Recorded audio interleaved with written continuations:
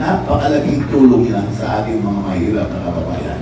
Yung malasakit center, believe me, ewan ko kung kayo, alam nyo, the value of yung malasakit center sa Senator Bongo.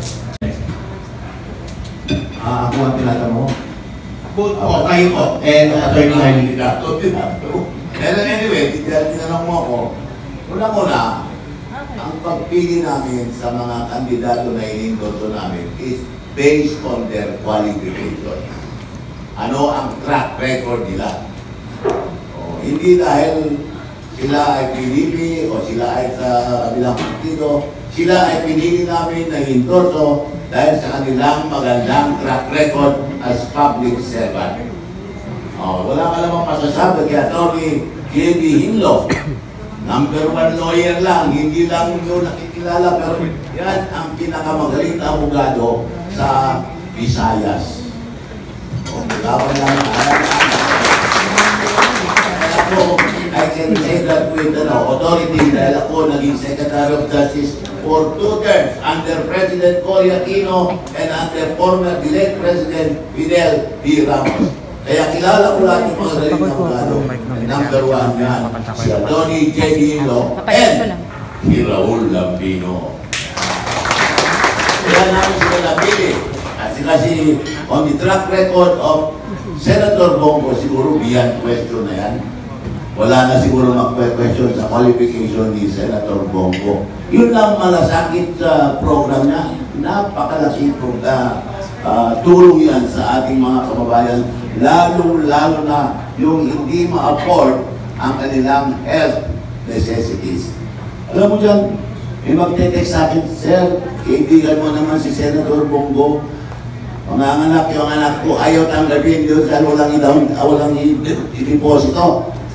O anong ginagawa ko? Tatawagan ko si Juan, i-text ko si Senator Bongo. Senator, yung aking kababayan, manganganak, ayaw patanggapin sa hospital dahil walang deposit. O tatawagan niya Malasakit Center. Tatawag sa akin ng nanay ng babae na manganganak. Sir, maraming salamat na kiusap si Senator Bongo sa Malasakit Cancer. Yun, maliit na bagay ba yun? Maliit na bagay yun, pero actually, napakalaking tulong yan sa ating mga mahirap na kababayan.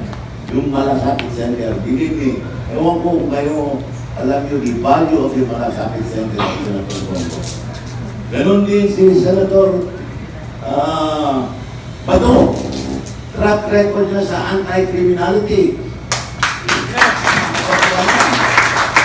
Yung kanyang programa laban sa mga terorista, naku, kasama ko yun po. State operation na nasa Davao ko eh. Nawala lahat mga terorista. Dahil talagang inahabol State operation lang mo si Bato. Ngayon, Senador na tuloy pa rin ang kanyang programa laban sa mga terorista. Yes! Alam nyo, for the first time, narinig ko si Congressman Marcoleta. Hindi ako nakikinig sa Congress kasi alam mo sa Congress, puro bulaan. Pero na yung malala nyo yung gathering ng mga iglesia, yung February, ano yan? Ang mobilization ng iglesia. February 13. January 13. Narinig ko si Congressman Marcoleta. Doon ako nabilib. Sabi ko, ito ang dapat maging senador. Para palitan niya yung walang alam doon. Walang alam doon, walang ginawa, hindi magpaporma-porma. Ito kailangan natin sa Senado. May utak at may puso. Yan yung utak. Yes! Itong brand ko hindi na kailangan i-build up ito. Ang track record yan, public service, talaga kompleto na yan. Rambrad yan, pobre yan. Yung baka na sinasabi niya, yung iisang baka lang yun. Pero sa tiyaga niya, naparami niya yung baka. Ang kulang lang yan, hindi ako binibigyan. Kahit di pa man lang na.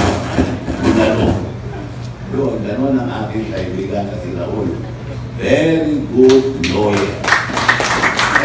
Very good, honest public servant. Yun ang kailangan natin. Huwag yung mga kung ano-ano mga ginagawa sa Kongreso sa Senado. Naku, you know, I was a congressman po, ano? Alam niyo ang aming budget noon as congressman? For one semester, 70 million. Ngayon, for one semester, 1 billion. Anak ng palimana. Kawawa ang taong bayan. Inisip-sip nila. Kaya lahat ang hirap. Tinan mo. Pati yung tinan mo kumakain ng pansit. Walang sahog. Walang sahog. Nung araw kung mabay, kung kakain ka ng pansit, ang daming sahog. Merong ipon, may manok, may baboy. Ngayon, anak ng patibulan lang. Aros.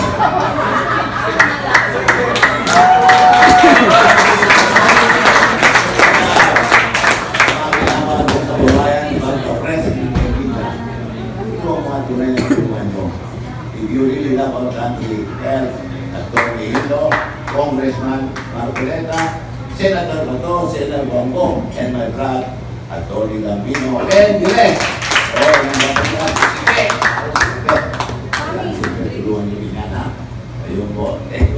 Follow up lang po kasi parang, well, na-mention niya po yung kanilang pagiging good servants. Pero are they going to push po ba for federalism? I mean, na-discuss niyo po ba sa kanila na since sila yung napili, kailangan niyo pong i-push yung federalism? And of course, yung corollary di ko na sagot yung tanong ko kanina, are they going to be the one to be defending the Vice President in the impeachment trial in the Senate? It goes without saying na tutulungan nila si Vice President. Unang-una, walang basis. Saan ka nakikita ng na kine-question yung kanyang yung confidential bank? Tinatanong siya, kanino mo binigay? Confidential Confidential Bakit ko sasabihin kayo kung kanino ko binigay? I was 2 times the Secretary of Justice. Pag pinag-liquidate ako sa confidential bank ko, alam mo ginagawa? Bibigyan ako ng envelope, titirmahan ko ng envelope. Sabi, bakit ito? Yan ang requirement ng COA. Walang laman yan ang requirement ng COA. That is why it is called confidential banks, because you are not supposed to divulge kung kanino binigay yung fund na yan. Yun. Ang hirap dito sa mga congressman, hindi nila intindihan ang ibig sabihin ng confidential. Gusto lang nila alam yung mga financial.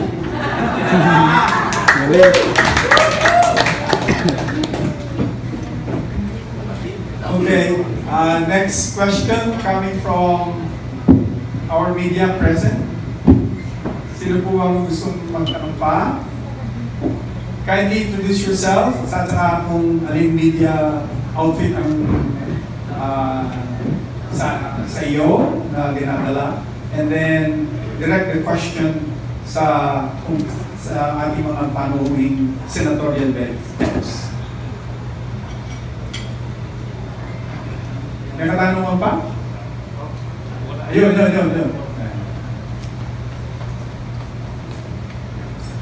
Hi po.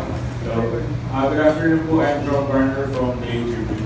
Baka lang po, gusto niyo magkaroon ng comment about sa apparent threat ni former President Rodrigo Duterte na masasabugin daw po yung Senate during the proclamation.